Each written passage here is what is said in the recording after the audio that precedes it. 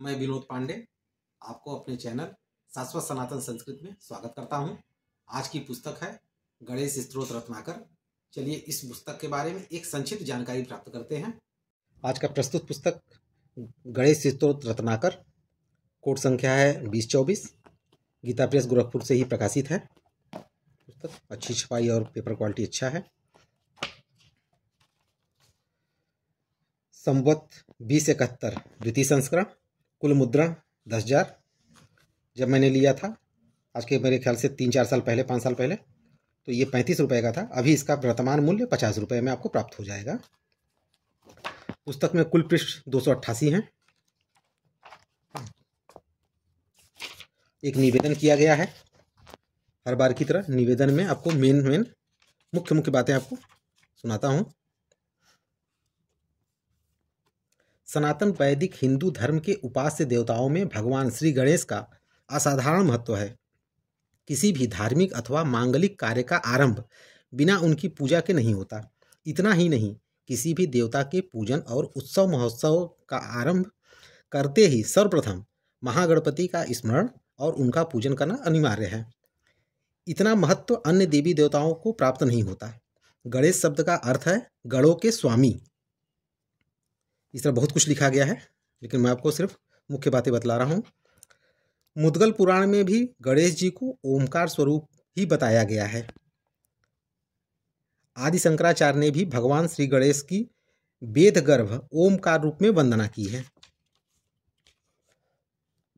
जिस प्रकार प्रत्येक वेद मंत्र के आरंभ में ओमकार का उच्चारण आवश्यक है, उसी प्रकार प्रत्येक शुभ अवसर पर ओमकार के व्यक्त स्वरूप भगवान श्री गणपति का स्मरण एवं पूजन अनिवार्य है। यह परंपरा शास्त्रीय है। ऋग्वेद में श्री गणपति की स्तुति करते हुए बताया गया है कि आपके बिना कोई भी कर्म नहीं किया जाता। अच्छा, कुछ लोग अब यहाँ पे ये भी लिखा गया है कि कुछ लोग शंका करते हैं गणेश तो शिव जी के पुत्र हैं, फिर शिव विवाह के समय उनकी उपस्थिति संभव नहीं प्रतीत होती, फिर उनका पूजन वहाँ कैसे हुआ। वस्तुतः इस प्रकार की शंकाएं गणेश तत्व को न समझने के कारण ही उत्पन्न होती है। वास्तव में भगवान गणेश किसी के पुत्र नहीं, वे अजन्मा, अनादि एवं अनंत हैं।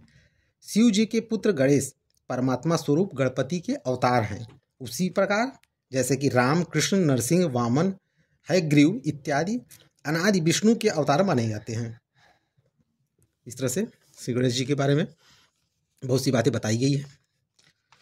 आप लेके खुद इस पुस्तक को पढ़िए तो ज़्यादा अच्छा रहेगा। यहाँ पे विषय सूची दी गई है। जैसे कि शिव स्तोत्र रत्नाकर में शिव से संबंधित सारे स्त्रोत थे, उसी तरह यहाँ पे भी गणपति से संबंधित स्त्रोत हैं और कहाँ कहाँ से लिया गया है। श्री नारद पुराण, गणेश पुराण, कहाँ से ये स्त्रोत उठाए गए हैं वो सब भी लिखा हुआ है। अंत में आरती और भजन दिए हुए हैं। यहाँ कुल 65 स्त्रोत हैं और 13 ये आरती और भजन दिए गए हैं।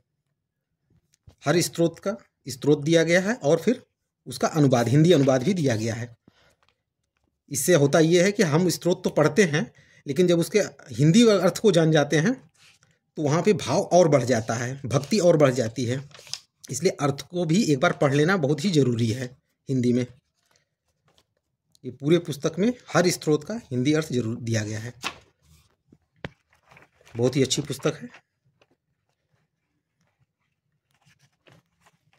ये। अंत में आरती और भजन भी हैं, ये दिए गए हैं आरती और भजन। बहुत ही सुंदर पुस्तक है।